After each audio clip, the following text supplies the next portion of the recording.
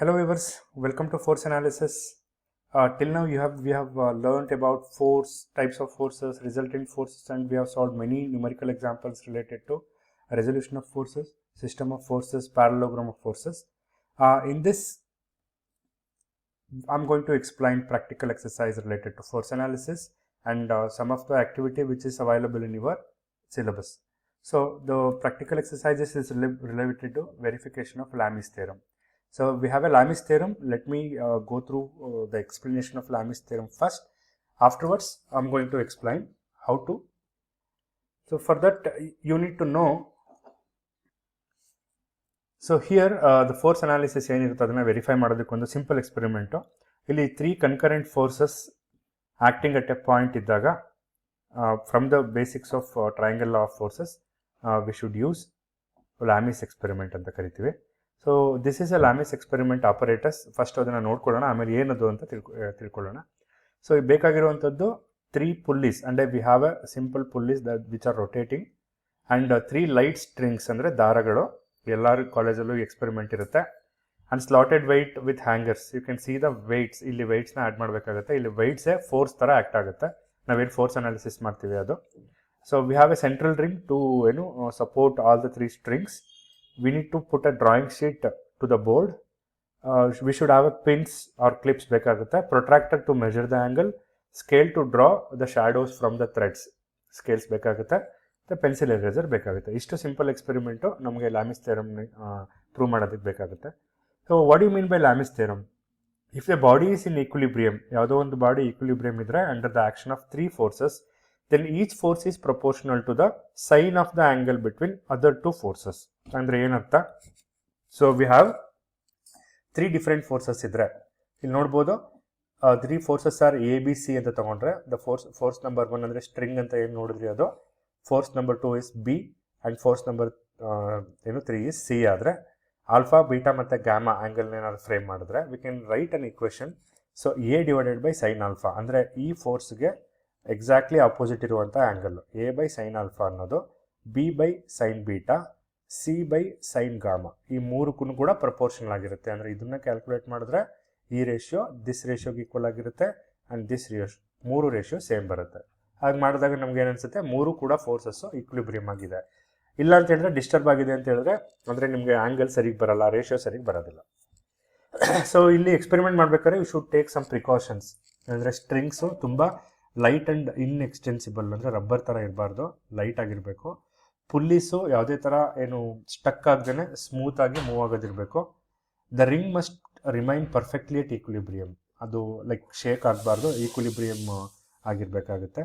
ಆ್ಯಂಗಲ್ಸನ್ನ ಪ್ರೊಟ್ರಾಕ್ಟಲ್ಲಿ ನೀಟಾಗಿ force angle ಫೋರ್ಸ್ನ ನೀಟಾಗಿ ನೀವು ಮೆಜರ್ ಮಾಡಿ. As I show the equipment, you can see the equipment one more time. So fix the force board vertically, always it should be in vertical position. Attach 3 pulleys at suitable position. ನೋಡಿ ಈ ಬೋರ್ಡ್ಗೆ ಎಕ್ಸಾಕ್ಟಾಗಿ ಇಲ್ಲಿ ಮತ್ತು ಇಲ್ಲಿ ಅಂದರೆ towards ಈ ಕಡೆಯಿಂದ same distance, ಈ ಕಡೆಯಿಂದ ಸೇಮ್ ಡಿಸ್ಟೆನ್ಸು. ಸೊ ಅಲ್ಲಿರುವಂಥದ್ದನ್ನು ಡಿಸ್ಟೆನ್ಸ್ನ ಮೆಷರ್ ಮಾಡ್ಕೊಂಡು ಪುಲ್ಲೀಸ್ ಹಾಕಬೇಕಾಗುತ್ತೆ. Next 3 strings to a common ring. We have a common ring here. 3 ದಾರನ ಅಲ್ಲಿ ನೀವು ಕಾಮನ್ ಆಗಿ ಬಿಡಬೇಕಾಗುತ್ತೆ. ಸೊ ಇಲ್ಲಿ ವೆಯ್ಟ್ ಆ್ಯಡ್ ಮಾಡೋದಕ್ಕೆ ವಿ ಹ್ಯಾವ್ 3 different ಪೊಸಿಷನ್ಸ್. ಇಲ್ಲೊಂದು ಏನು ವರ್ಟಿಕಲ್ ಕಾಲಮ್ ಇದೆ, ಅಲ್ಲಿ ಸ್ಲಾಟ್ಸ್ ಇರುತ್ತೆ, ಅಲ್ಲಿ ನೀವು ವೆಯ್ಟ್ನ ಆ್ಯಡ್ ಮಾಡಬೇಕಾಗುತ್ತೆ. So adjust the weight so that the ring remains equilibrium. Same weight ಇರಬೇಕು ಅಂತ ಏನಿಲ್ಲ. ಸೊ ಇಲ್ಲಿ ಒಂದು 50 ನ್ಯೂಟನ್ ಹಾಕಿದ್ರೆ ಇಲ್ಲೊಂದು 20 ನ್ಯೂಟನ್ ಹಾಕಿ, ಇಲ್ಲೂ ಕೂಡ ಒಂದು ಸಮ್ ಫೋರ್ಸ್ ಒಂದು 20 25 ನ್ಯೂಟನ್ ಹಾಕಿದಾಗ for the initial time it will be like shaking, ಅಳ್ಳಾಡ್ತಿರುತ್ತೆ. So wait for some time to put it in equilibrium. Once this is in equilibrium, so ಹಿಂದಗಡೆ ಬೋರ್ಡ್ಗೆ ವೈಟ್ ಶೀಟ್ಸ್ನ ಹಾಕಿರ್ತೀರಿ. ಸೊ ಆ ಶ್ಯಾಡೋ ಏನು ಬರುತ್ತೋ ಅದ್ರ ಮೇಲೆ ಟ್ರೇಸ್ ಮಾಡ್ಕೋಬೇಕಾಗುತ್ತೆ. ಸೊ ಟ್ರೇಸ್ ಮಾಡಿಕೊಂಡು ಆ ಶ್ಯಾಡೋಸ್ನ ಹೊರಗಡೆ ತೆಗೆದು ಅದು ಡ್ರಾಯಿಂಗ್ ಶೀಟ್ನ ಹೊರಗಡೆ ತೆಗೆದು ಆಮೇಲೆ ನೀವೇನು ಮಾಡಬೇಕು, ಪ್ರೊಟ್ರಾಕ್ಟ್ರಲ್ಲಿ ಅದನ್ನು ಮೆಜರ್ ಮಾಡಬೇಕಾಗುತ್ತೆ. ಮೆಜರ್ ಮಾಡಿಬಿಟ್ಟು ರೆಕಾರ್ಡ್ ಮಾಡಬೇಕಾಗುತ್ತೆ. ಯು ಕ್ಯಾನ್ ಸಿ ಹಿಯರ್ ಒಟ್ಟು ನ್ಯೂಟನ್ ಕನ್ವರ್ಟ್ ಮಾಡಿ. ಸೊ 9.81 by 1000 ಮಾಡಬೇಕು. ಗ್ರಾಮ್ಸಲ್ಲಿರುತ್ತೆ, 50 grams ಇದ್ದರೆ 50 × 9.81 ಡಿವೈಡೆಡ್ ಬೈ 1000 ಅಂತ ಮಾಡಿದ್ರೆ will get in newton. You should measure opposite angle. So P ಅಂತ ಇದ್ದರೆ ನಾನು ಆಲ್ರೆಡಿ ಹೇಳ್ದಂಗೆ ಇದು ಪಿ, ಇದು ಕ್ಯೂ ಆ್ಯಂಡ್ ಇದು ಆರ್ ಅಂತ ಇದ್ದರೆ ಸೊ ಪಿ ಫೋರ್ಸ್ ಎಷ್ಟು ಹಾಕಿರ್ತೀರಾ, ಇಲ್ಲಿ ನೋಡಿ ಇಲ್ಲಿ ಥ್ರೆಡ್ ಇರುತ್ತೆ. ಸೊ ಇಲ್ಲಿ ಎಷ್ಟು ಹಾಕಿರ್ತೀರಾ ಆ ವೆಯ್ಟ್ನ ನ್ಯೂಟನ್ ಕನ್ವರ್ಟ್ ಮಾಡಿ ಅದರ ಆಪೋಸಿಟ್ ಆ್ಯಂಗಲ್ನ ಮೆಜರ್ ಮಾಡಿ from the protractor. So sine of the angle ಕಂಡುಹಿಡ್ಕೊಳ್ಳಿ, ಫೋರ್ಸ್ ಬೈ ಸೈನ್ ಮಾಡಿ, you will get one value. Similarly for the Q and similarly for the R, so you should take trial number 1. So ಏನು ಬರುತ್ತೆ ಇಲ್ಲಿಂದ ಅಂತ ಹೇಳಿದ್ರೆ, ಈ 3 answers always equal to each other, 3 equal ಆಗಿರುತ್ತೆ. ಆವಾಗ ನಿಮಗೆ ಏನು ಇಕ್ವಿಲಿಬ್ರಿಯಮ್ ಫೋರ್ಸಸ್ ಲ್ಯಾಮಿಸ್ ಥಿಯರಮಲ್ಲಿ ಪ್ರೂವ್ ಆಯಿತು ಅಂತ ಹೇಳ್ಬೋದು.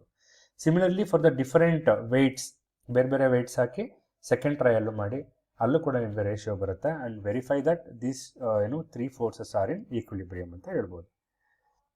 So sine of the angle between other 2 forces remain constant ಅಂತ ನೀವು ಪ್ರೂವ್ ಮಾಡಬೇಕಾಗುತ್ತೆ. Next one is in your syllabus there is an activity to study the ASTM standard for tensile compression shear and bending test. ನೋಡಿ, ಇದ್ರ ಬಗ್ಗೆ ನಿಮ್ಗೆ ಇನ್ನೂ idea ಇರಲ್ಲ, but ಇದು ಒಂದು ಆಕ್ಟಿವಿಟಿ ಅಂತಲೇ ಹೇಳ್ಬೋದು, ಸ್ಟಡಿ ಎಕ್ಸ್ಪೆರಿಮೆಂಟ್ ಅಂತನಾದರೂ ಹೇಳ್ಬೋದು. ಸೊ ನೀವು before going to the tensile compression shear and bending, you should know the meaning of tensile force ಅಂದರೆ ತಿಳ್ಕೊತೀರಾ, ಟೆನ್ಸೈಲ್ ಟೆಸ್ಟ್ ಯಾವ ಥರ ಮಾಡ್ತಾರೆ, ಕಂಪ್ರೆಷನ್ ಟೆಸ್ಟ್ ಯಾವ ಥರ ಮಾಡ್ತಾರೆ, ಶಿಯರ್ ಟೆಸ್ಟ್ ಅಂದರೆ ಏನು, ಬೆಂಡಿಂಗ್ ಅಂದರೆ ಏನು ಅನ್ನೋದ್ರ ಬಗ್ಗೆ ಐಡಿಯಾ ತೊಗೊಂಡು ಆಮೇಲೆ ಯಾವ್ಯಾವ ಸ್ಪೆಸಿಮನ್ನು ಯೂಸ್ ಮಾಡ್ತಾರೆ ಅಂತ ನೀವು ಸ್ಟಡಿ ಮಾಡಬೇಕಾಗುತ್ತೆ. You can prepare a chart also, or you can write or print ಮಾಡಿ ASTM ಸ್ಟ್ಯಾಂಡರ್ಡ್ ಯಾವ್ದು ಯೂಸ್ ಮಾಡ್ತಾರೆ, ಯಾವ ಪರ್ಪಸ್ಗೆ ಯೂಸ್ ಮಾಡ್ತಾರೆ, ಯಾವ ಟೆಸ್ಟ್ ಸ್ಪೆಸಿಮನ್ ಯೂಸ್ ಮಾಡ್ತಾರೆ, write some procedure and write the application of this test. So ಈ ಥರ ಮಾಡೋದ್ರಿಂದ you should know the meaning of specimen preparations and how to use it in machines, ಅದ್ರ ಬಗ್ಗೆ ಎಲ್ಲ ತಿಳ್ಕೊತೀರಾ. And you should write some questions. ASTM ಅಂದರೆ ಏನು, American standard for testing of materials ಅಂತ ಕರೀತಾರೆ. Why are ASTM standards are important in material testing.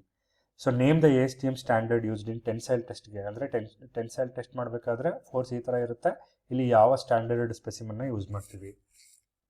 Purpose of compression test ಏನು, ಒಂದಷ್ಟು ಕ್ವಶನ್ಸ್ಗಳಿಗೆ ನೀವು ಆನ್ಸರ್ ಮಾಡಿ ಆ್ಯಕ್ಟಿವಿಟಿ ಶೀಟಲ್ಲಿ. ಆ ಥರ ಮಾಡೋದ್ರಿಂದ ನಿಮಗೊಂದು ರಿಕ್ವಿಸಿಟ್ ಆಗುತ್ತೆ ನೆಕ್ಸ್ಟ್ ವೀಕ್ಸ್ಗಳಿಗೆ.